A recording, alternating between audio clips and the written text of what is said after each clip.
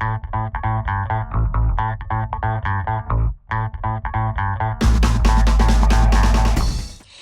again, how are you? I hope you enjoyed your day. Welcome to my July Standouts, Tips, and Shoutouts. It's been a really low-key month. I've been spending my time focusing in because I have several shades out of the Lorac Pro I want to finish for the 13 by Halloween challenge. And, I just haven't ventured a lot with too much of my makeup lately because I've been so focused in on my palette, which I kind of had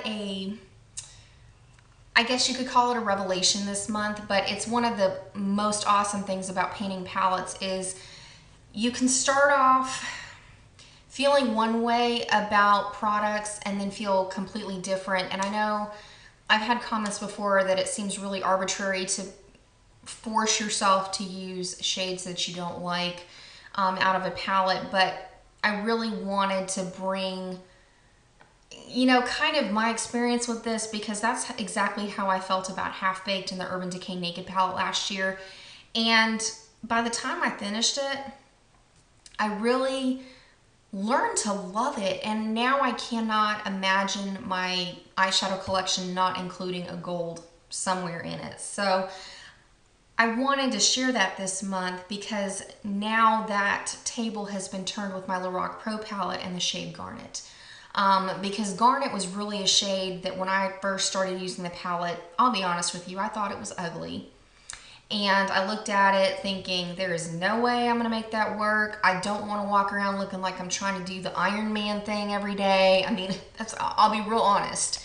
And even the combinations I tried, I just wasn't real pleased with the way that it turned out because I just thought it's too red, it's too like orangey toned, it's not my thing. However, I found a product that I absolutely love. I cannot get enough of it, and that is the L'Oreal Infallible shade in Amber Rush. Beautiful rose gold color. If you want a MAC equivalent, you're going to want something like the MAC pigment in Tan. It's a beautiful rose gold color. I love wearing this on my lid with garnet and mauve in my crease. Just look at how beautiful this is. And I'll be honest with you too, as far as this L'Oreal Infallible shade goes, I didn't get a whole lot of wear out of it before because I just thought it was too pinky tone, kind of too bronzy, and I didn't really like it with brown shadows, and I didn't really like it with, purples, and it was something that sat in my collection, and then I thought one day, let's try it with garnet, and I cannot get enough of this look. Like I said, I'm wearing the Amber Rush on my lid. I've got garnet and mauve in my crease. I highlighted with cream, and it's beautiful. Absolutely beautiful. So I kind of wanted to share my story on that because I know there are a lot of you that, you want to pan the palettes, and that's great. That's great. And if you want to bypass the shades that you're not fond of, by all means, don't force yourself to use something that you don't like. But why not kind of stretch out of your comfort zone a little bit? Because I have to admit that's been a way that I've really broadened my horizons and learned what I want out of a specific palette. So when I do things like my makeup inventory, it gives me an even better perspective what I want to look for in future purchases, what I want in my Holy Grail collection, because there have been shadows that I started off loving and by the time I finished them, I didn't love them.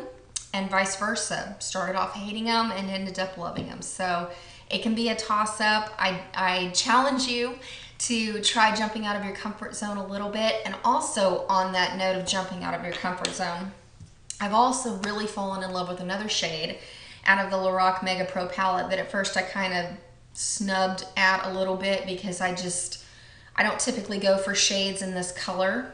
But after warming up my crease with NARS Sin Blush for months and months on end, I thought I kind of wanted a rosier, peachier tone because I'm currently painting the Maybelline Dream Bouncy blush in the shade Hot Tamale. It's a really like pinky orange corally color.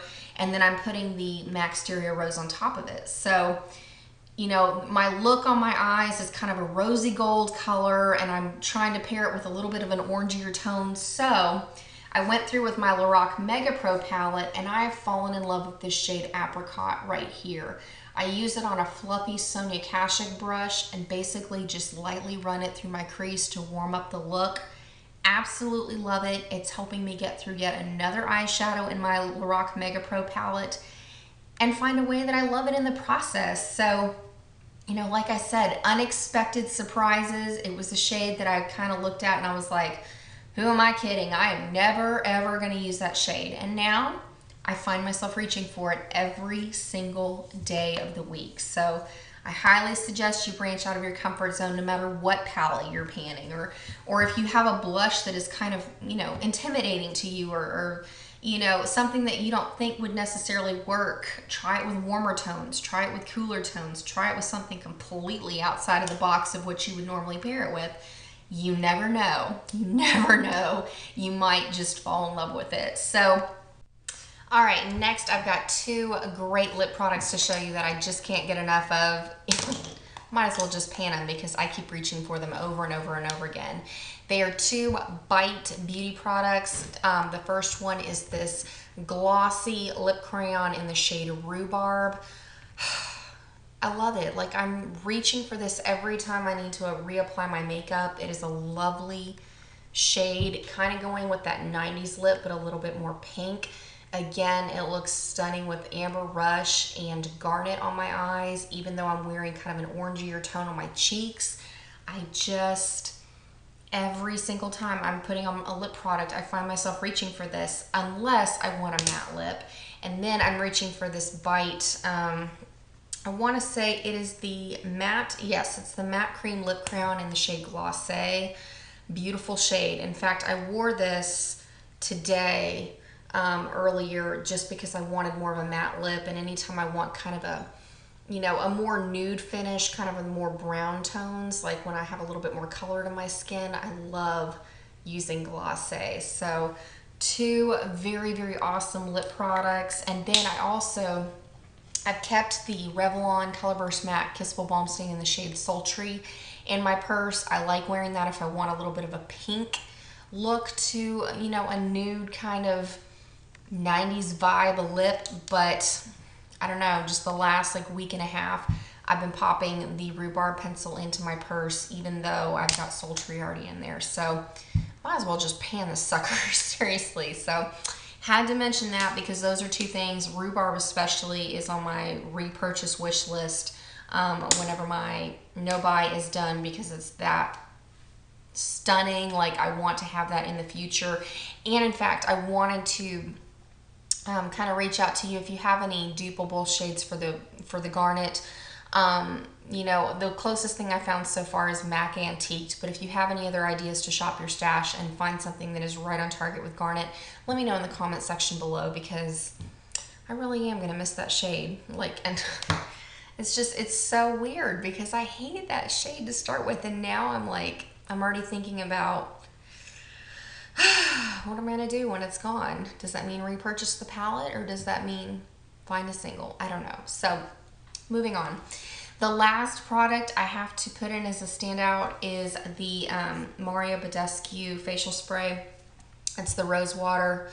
Spoiler alert, this was in my Finish 13 by Halloween, and it's done. Well, actually, maybe there's like 2 sprays left, but I wanted to put this in there because I forgot the most awesome thing. I mean, it works, it's great. I love it to spray on my face before I apply my makeup. After I do my makeup as a setting spray, I like to spray it on my face after I cleanse my skin, just to hydrate it. And Janelle, thank you, girl, for reminding me of the best tip about this product.